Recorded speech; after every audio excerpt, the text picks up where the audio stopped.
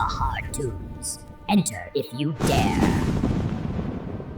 कहानी का नाम बरगद के नीचे की छाया। बंगाल के एक दूर दराज के गांव चंदनपुर में गांव के आखिरी छोर पर एक बहुत पुराना और विशाल बरगद का पेड़, जिसे सब बरगद तला कहकर पुकारते हैं। दिन में भी वहां सन्नाटा छाया रहता है और रात होते ही कोई भी उस तरफ नहीं जाता।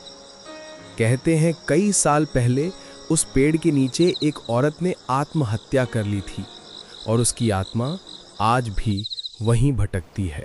गांव में दो दोस्त रहते थे, राहुल और सुमन। दोनों बचपन से साथ, एक ही स्कूल, एक ही खेल, हर जगह एक दूसरे के साथी। दोनों बहुत बहादुर थे और गांव के बुजुर्गों की भूत प्रेत वाली बातें सुनकर हंसते थे। अरे भूत वूत कुछ नहीं होता, ये सब अंधविश्वास है। एक रात पूर्णिमा का चांद आसमान में था। हल्की धुंध, थमी हुई हवा, चारों ओर सन्नाटा। सुमन बोला, चलना आज बरगद तले चलते हैं। सब कहते हैं वहां भूत है, देखते हैं कौन है वहां। राहुल थोड़ा झिझका, फिर बोला, ठीक है आज देखते हैं भूत का चेहरा। दोनों ने हाथ में टॉर्च ली और रात के 12 बजे घर से निकल पड़े। गांव की गलियां पार करते हुए धान के खेतों से गुजरकर दोनों उस बरगद के पेड़ के पास पहुंच गए। चारों ओर बस झिंगरों की आवाज और पत्तों की सरसराहट थी। अचानक हवा थम गई। ऐसा लगा जैसे पेड़ के नीचे कोई सफेद परछाई हिल रही हो। सुमन ने टॉर्च गिरा दी और चिल्लाया, कौन है वहां? कोई जवाब नहीं मिला। पर जैसे ही उसने टॉर्च उठाई, उसने देखा एक सफेद कपड़े में लिपटी लड़की, जिसके चेहरे पर बाल झुके हुए थे, धीरे धीरे उनकी ओर बढ़ रही थी। राहुल बोला, अरे ये तो कोई गांव की लड़की होगी, मजाक कर रही है। वो आगे बढ़कर बोला, ए तुम कौन हो?